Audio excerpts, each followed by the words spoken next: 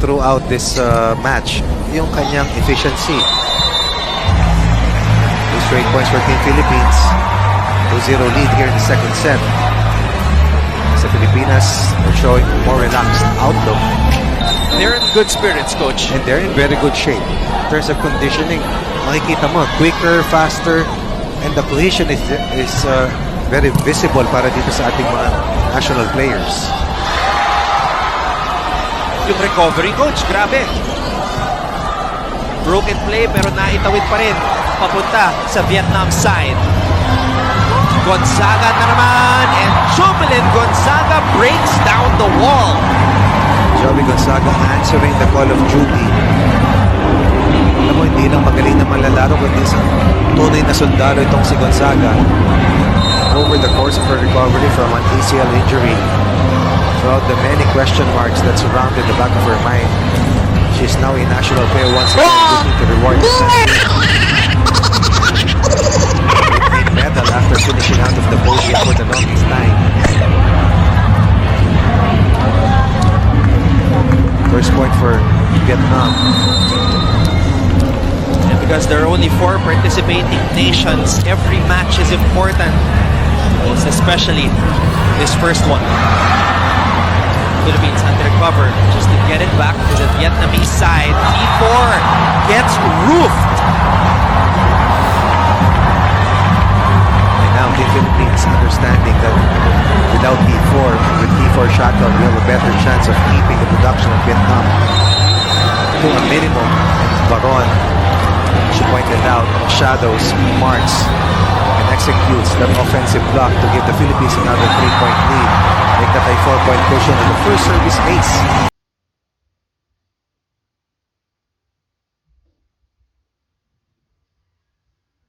Of this match coming from Molina. Molina also had a fiery start for Team Philippines. Ces Molina, Tubong Nueva Ecija, a product of San Beda University. She even played in the first ever NCAA All-Star game last week. Last week lang, no? Good start for the Philippines here in set number 2, but Vietnam trying to recompose themselves. This is a team that is ranked 36th in the world. So at no point in this match can we relax ng ating opening set and underestimate their capabilities. Right. At sa spikes, nakalamang ng gusto ang ating mga pambato, and it's really because of the distribution that offense will of veteran center Rhea Di Maculangan. Defensive stop for Rhea Di Maculangan to be consistent. Third point of the second set. Distribution.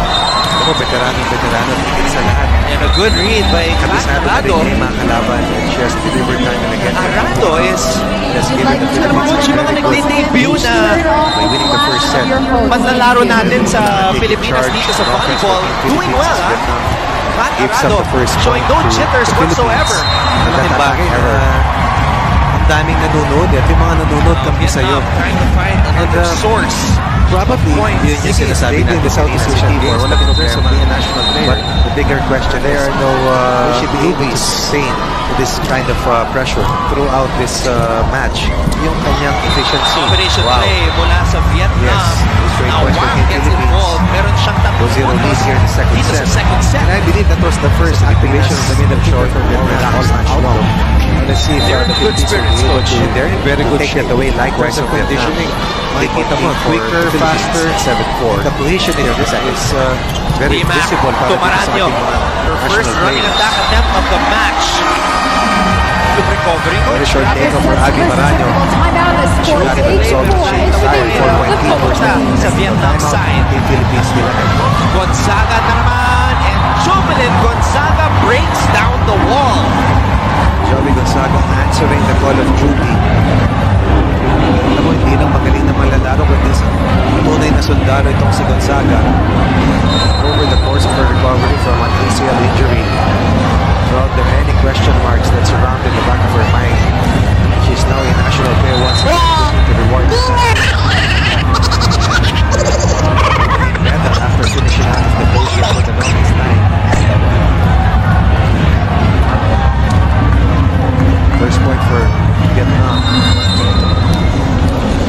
because there are only 4 participating nations. Every match is important, most especially this first one. Philippines has So far, just to get it so back. good. Vietnamese side Everything going right dito sa pagsisimula ng unang laro ng ating women's volleyball team Now, sa 30th SEA Games. Allows us because of the preparation of the better chance of increasing the production of our opponent to a minimum right now. After which set out shadows, 21 marks, hoping to execute an offensive block to build an early lead. The Philippines still ahead by 3 points, 8-5. Even at this match, Molina was committed by Joby Gonzaga. A fiery start for Team Philippines. One of the best, busiest players in the world of volleyball. D4.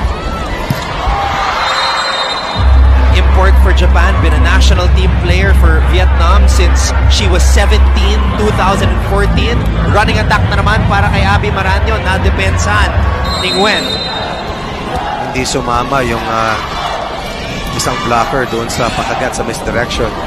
That isolation play turned out to be an offensive block for Vietnam. Eliza Valdez announcing her re-entry. Decisive. And look at the bullet go down for Eliza Valdez, giving the Philippines another 3-point lead. Hindi makulangan. That misdirection once again. Yan yung constant na nakikita natin. You have Baron, you have Maranyo. Makapakagat ka lang ng isang blocker, napakalaking bagay na ang single blocker na matitira kaysa double block na babantay. Maranyo. D-Mac. Binigay kay Molina. Regalo para kay Abby. Pero naka-recover ang Vietnam. Abby wants it. Gets it. Nothing there. Middle attack mula sa Vietnam. Molina with a looper. Nguyen again. Another long rally. D4. Back row play for T4. That's how lethal and potent T4 is. Can hurt you from all over the floor. A back row play that looks like an attack from the front line. That's how long and good T4 is. Meron ng 8 puntos si T4. Maranyo. They're going to her a lot here in the second set, at least in the early goings. D-Mac goes back to Molina, cross court. Nguyen. Pancake by Jovelyn Gonzaga. Running attack. And Bui is able to score para sa Vietnam. And what we're seeing right now is anytime there is a long rally, doon nakakakuha ng puntos ang Vietnam. Pag short rallies, normally in favor of the Philippines.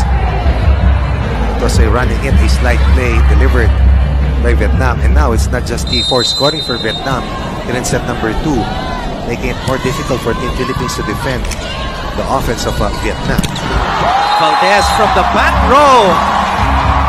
High play coming from Eliza Valdez. And not too many players will have that ability to score from the back row. But look at the takeoff of Eliza Valdez.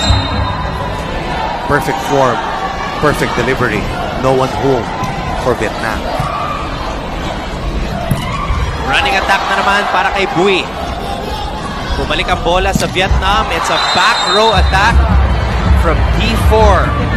We must do a better job defending zone 6. Hindi mo naman maililihis. That has to be a direct hit.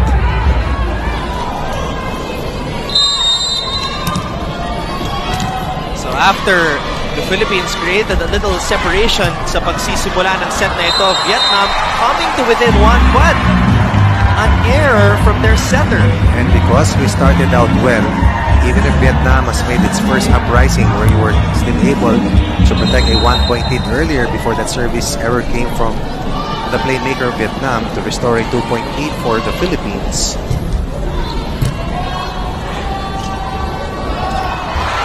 Drop ball para kay Bui. Good save by Makandili. Again, they go to T4. And again, she attacks Eliza Valdez.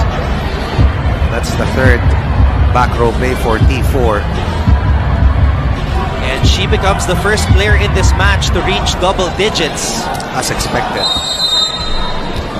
We asked the question earlier, can she sustain it? She's answering that question so far in favor of Vietnam. Double block against Molina. Baron just had to get it across. T4 now at her favorite spot. The Philippines has to convert because in transition, T4 will be there. 4-point lead has evaporated, tied at 11. The first deadlock here in the second set. Attacking the smaller blocker, and T4 rejoicing in that last scoring explosion. D-Mac to Baron. They needed that. Team Philippines with a very good reception, enabling the Makulangan to activate her middle hitter, and Baron delivers. And this is where composure will come into play. And cohesion, of course.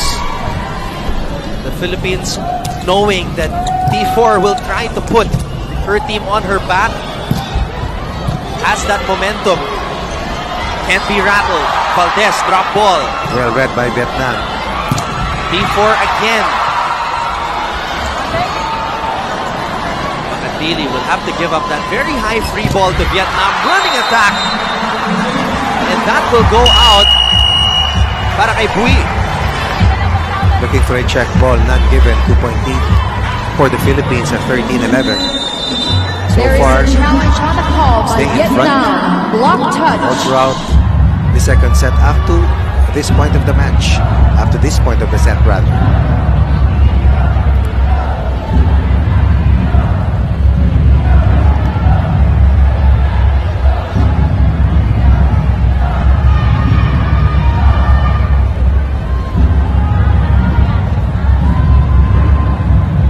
So the video challenge is for a block touch.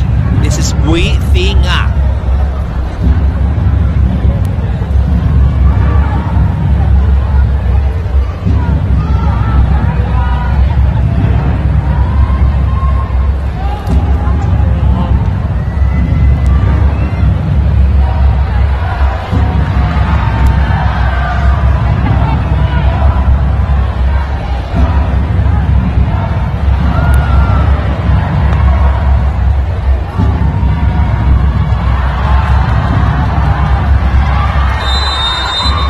Ladies and gentlemen, the challenge was successful.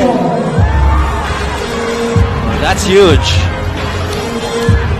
A successful challenge Right. May by touch, Vietnam. Their first challenge here in the second set. Alam mo, meron din silang successful challenge dun sa unang set. They've utilized that review to their advantage. Tied at 12, looking for their first taste of the lead. Rado with the pass. D-Mac with the toss to Valdez. When able to absorb that hit properly, Di Makulangan, pinalik kay Valdez! So used to being the go-to player, Valdez has always embraced pressure. That's the reason why she is so well loved by the Filipinos. Liza Valdez scoring a critical point, restoring a 1-point lead for Team Philippines. D4. She's playing better here in the second set. She scored a lot doon sa ating unang set, but most of those points came in the early part of the first set. Here in the second set when they were down, when they needed her the most. She has supplied majority of the offense for Vietnam. Had 7 points in that first set, 5 already here in set number 2. Ooh. A joust at the top. Lumaban si Gonzaga. Good at recovery. Patuloy na lumalaban para sa bayan. And Di Makulangan once again on point. Earlier it was Valdez, now it's Jovi Gonzaga, two of the leading scorers for the Philippines, who continue to be in top form. It's Jovi Gonzaga looking for divine intervention to try and push the Philippines to a 2-set lead over Vietnam. Vietnam fighting hard here in set number 2. Figuring in a joust against T4. And again, that misdirection opening up T4. Vietnam moving better here after a slow start. Tied at 14 once more. 6 points for T4 here in this set. Pero dito may opening. May opening na nakukuha. Being isolated means a lot for T4. Hard to stop T4 on single coverage. Uncharacteristic service error for the top pair of Vietnam was been the biggest thorn on the Philippines defense throughout this match.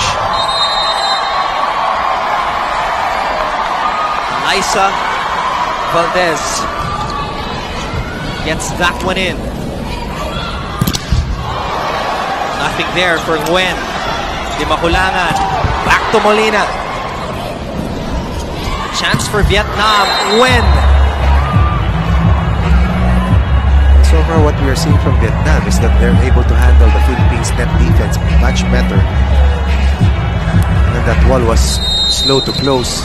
Vietnam finding the seams. The net defense of the Philippines tied at 15 once more.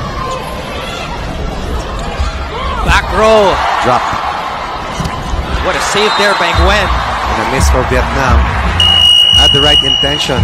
Tried to go to zone 5. But would not connect. 1-point lead. Nananatili para sa Team Philippines. There is a challenge on the Pero may call challenge, by Coach Vietnam. Ronnie. Challenge Block again. touch.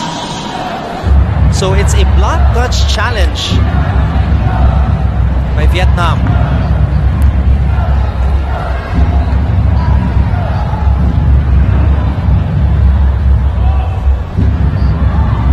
Really making the most of these Ooh. challenge opportunities. And that's Ladies and gentlemen, the challenge. another was successful challenge. successful. Winners day. Malinaw. So it will be Vietnam heading into this technical timeout. First taste of the lead for Vietnam here in second set. That's right, Coach.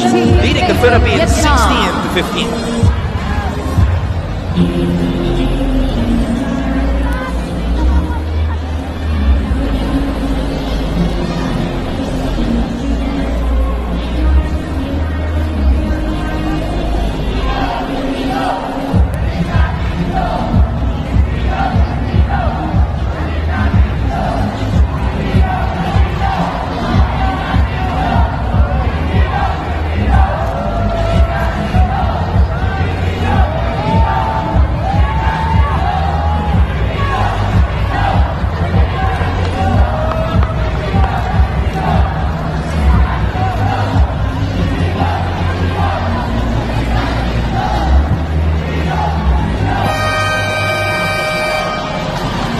End of the second technical timeout. We talked about her being the big difference for the Vietnamese women's volleyball team. Literally she is. But now her teammates are helping her out. A lot. That's the reason why it's harder for us to defend Vietnam. Especially this girl right here, si Correct. Bui. At saka kung hindi pumupunto sa diretsong point of Substitution attack, for the Philippines. napapatunayan Number 6 niya out, dun sa number mga 7, challenge na kinukuha nila sa review na tama siya. And she is the second leading scorer, most probably for Vietnam in this match. You're right. Vietnam with a 2-point lead, their biggest lead after being down by 4 to start the second set. A lot of back row attacks for Liza Valdez here in this set, Coach. Kasi bantayado na itong sila Gonzaga. Even Molina is finding it tough to score. Now, because of Vietnam's attacking ways here in set 2, we're not able to get that ball to our middle hitters as much as we did in the initial set. Nguyen running attack for Bui. That one goes out. No challenge for Vietnam. And the Philippines dodging a bullet. No blockers inside. But Vietnam will not convert. 2 straight points for the Philippines, tied at 17.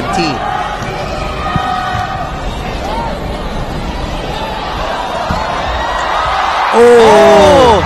Pat almost getting an easy point para sa Pilipinas. Nguyen. Ooh! Sayang. Lost opportunity for Team Philippines. Vietnam, quick to react. Ang ganda na sana yung timing dito ni Mylene Paat. And then the pancake once again, keeping that ball up and in play and in transition.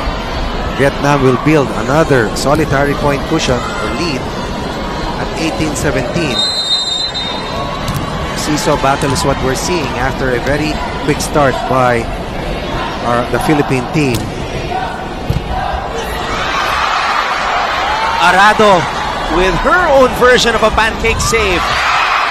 Arado again. 2 in a row for Kat Arado. Bad. Ooh! Gonzaga has to improvise from the back row. A chance for Vietnam when blockers were there. D4. And again, you'll go back to that lost opportunity for Majoy Baron. And Vietnam. Look at the effort. Timeout, Philippines. Talagang binibigay ang buong puso. Ito yung pinupunto ko, Anton, pag humaba yung rallies, pumapabor sa Vietnam.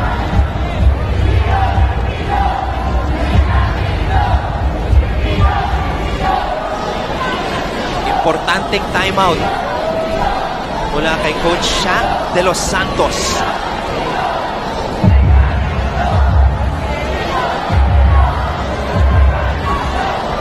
Coach Shaq de los Santos has been our national team head coach since June 5, 2018. Raising the challenge.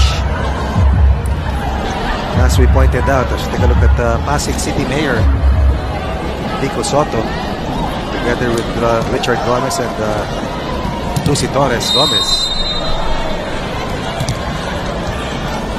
Alam mo, hindi madali yung tinatahak na landas ni Coach Shaq. We are also praying that he's able to lead the national players to a very good finish in the 30th Southeast Asian Games in the Philippines.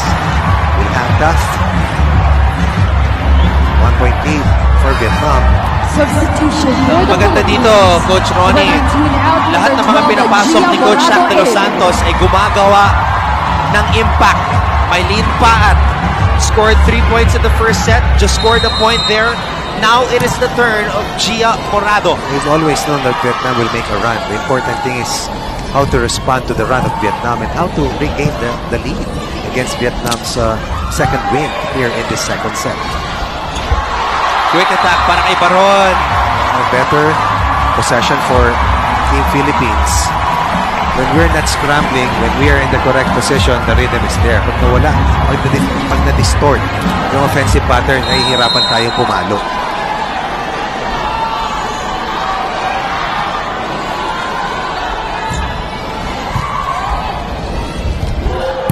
When solid blocking at the top of the net by Gonzaga and Baron. And what a reaction by Don Macandili, seeing that Morado was also there to dig it up. Once again, Vietnam attacking Alyssa Valdez. Morado and Macandili trying to man the floor defense for Team Philippines.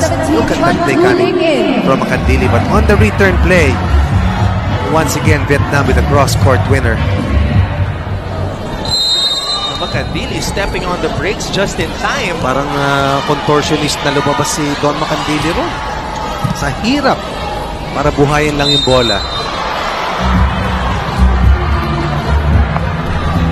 Infraction called against Gia Morado. 2-point lead for Vietnam. Timeout, Late here in set number 2. Coach Shaq calls another timeout.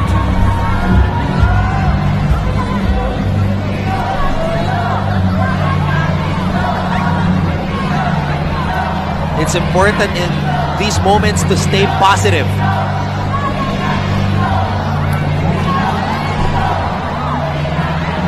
And quickly forget about those errors.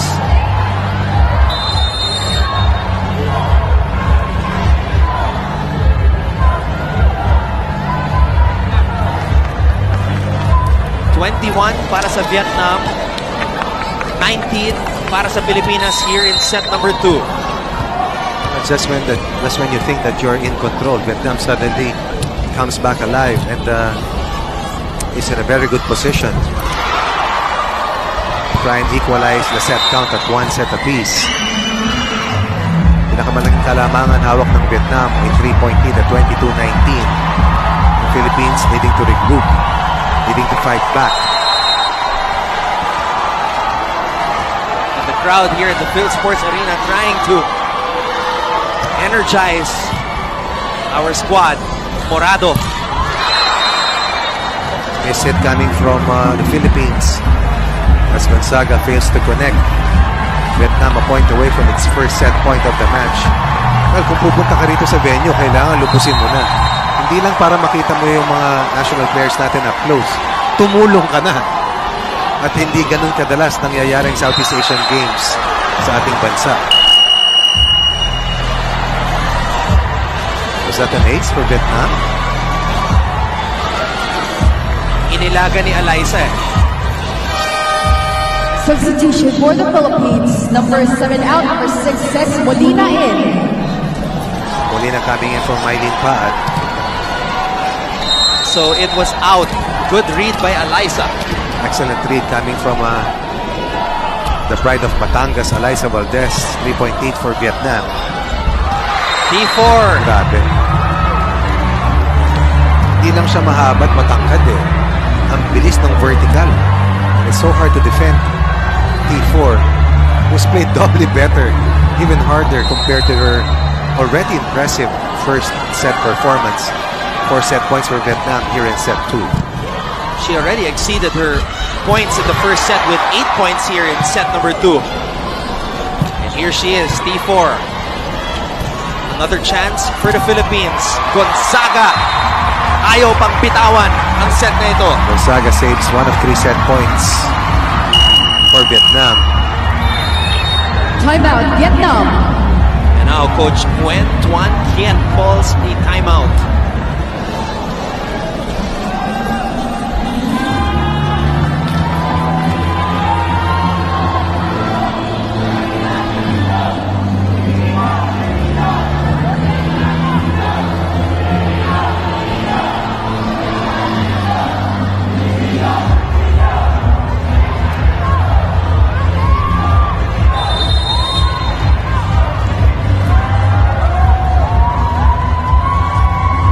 Just a beautiful sight Non-stop cheering. Substitution for to see Vietnam. a jam-packed arena support our national team athletes who we do not see what happens behind the scenes, but we know they are shedding a lot of blood, sweat, and tears para lang sa ating minamahal na bansa.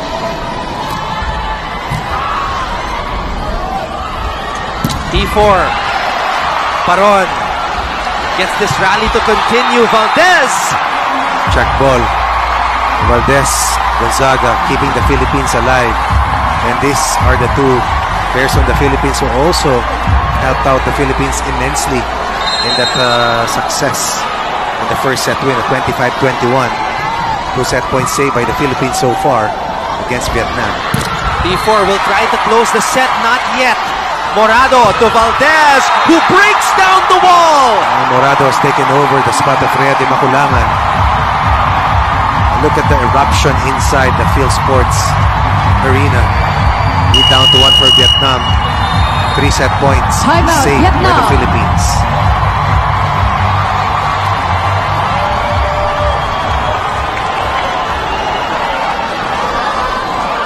And those were 2 T4 hits that were stopped, Coach Correct. Ronnie. Which we were not able to do in the midpoint of the second set, and that's why the momentum shifted. Vietnam tied it and eventually led the Philippines, posting a 4-point cushion, the biggest lead for Vietnam here in the set, until Alyssa Valdez and Joby Gonzaga combined for the last 3 points of the blue shirts. At si Morado, T4 na coach ang nagsalita doon sa huling huddle. baka humingi na siya kung paano bibigyan dito sa parating na bola ng Pilipinas. And here she is again. And still can't close the set. Panibagong pagkakataon para sa Pilipinas, but they give up a free ball. T4 again. And Paron doing a great job on defense. Ooh! 3 chances for Team Philippines to extend the second set. T4 was defended, but There is a Vietnam will not be challenge on the faced. call by the Philippines. Net fault. There's a challenge coming from Team Philippines and an impossible net fault against Vietnam. A gallant stand by the Philippines.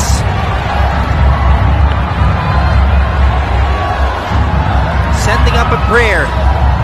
But will it be answered here at the end of this set? Let's take a look at it.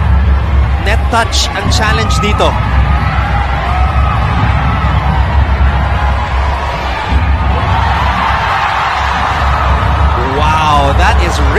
close. The challenge was unsuccessful. Vietnam takes set Lambot naman ng mga number 2, dali. 25-23. Hindi They now nagalaw. tie this match at 1 set apiece. It was a gallant stand. Nonetheless, lumaban pa rin ang Pilipinas. Ayaw bitawan yung set. Pero sa dulo, Vietnam takes set number 2, 25-23. We will head to set number 3 sa aming pagbabalik.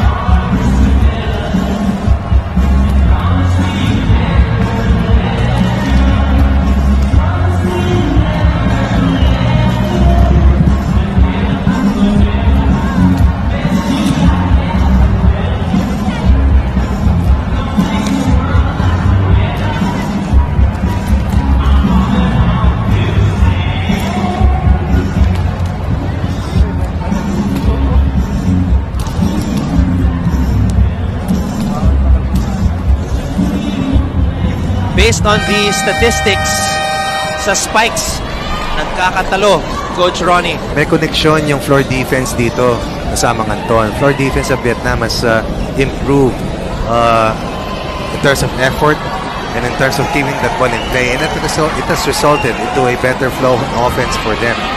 That's the reason why they had definitely a much better offensive efficiency, and it showed visibly that it was just not T4 scoring for them, and created havoc on our rotation in terms of balance.